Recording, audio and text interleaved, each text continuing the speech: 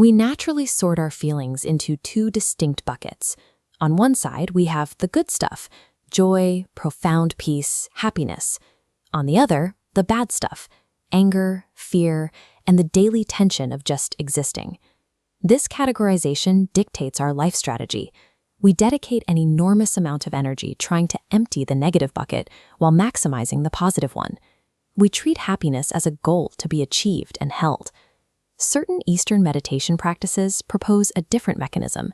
The good bucket might pose a greater threat to long-term mental health than the bad one. This suggests that our basic operating system for achieving happiness is the exact mechanism causing our deepest mental unrest. When you experience a negative emotion like sudden grief or intense tension, your brain treats it like an intruder. It triggers an immediate immune response, doing everything in its power to evict that feeling as fast as possible. Because we actively fight those negative feelings, they rarely have the opportunity to set up camp. We push them away, which ensures they pass through our system rather than trapping us. We react differently to profound peace or joy. We want to freeze time. We try to capture that feeling, lock it inside us, and make it permanent. This desperation to hoard positive feelings is what springs the psychological trap. The negative emotions we fear actually move through us, while the positive ones we cling to become fixed. Spiritual teachers use a jarring term to describe these trapped positive emotions, the sweet devil, or in Tamil, Iniyapai. When a feeling is exceptionally pleasant, we naturally stop looking for anything else. We try to live inside that specific sensation, which creates a state of developmental stagnation. We stop reacting to the present because we are too busy trying to maintain a version of the past. This conflicts with the nature of reality. The universe changes second by second, requiring the mind to process new information without clinging to what happened a moment ago. Demanding that joy remain permanent forces the mind into a direct conflict with this ever-changing environment. It creates a psychological friction that stops our natural mental movement. Imagine a healthy mind as a living, ever-flowing river. As long as a river maintains its continuous, dynamic flow, mud and filth cannot settle at the bottom. The movement itself cleanses the system.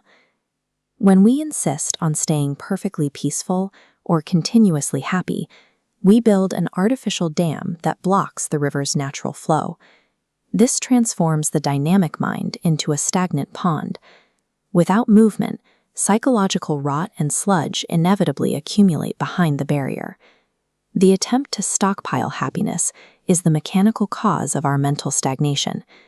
If holding on to happiness turns the mind into a toxic pond, what is the alternative?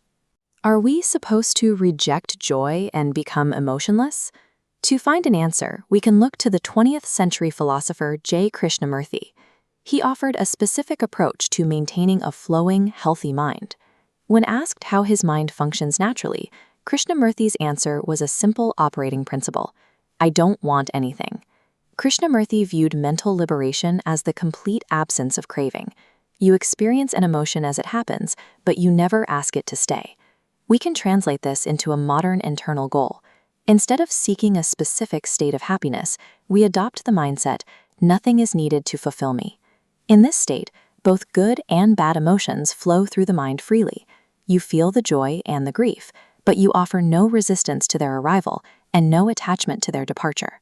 This is built on the realization that the self is already inherently complete. It requires no external inputs or locked positive emotions to remain whole.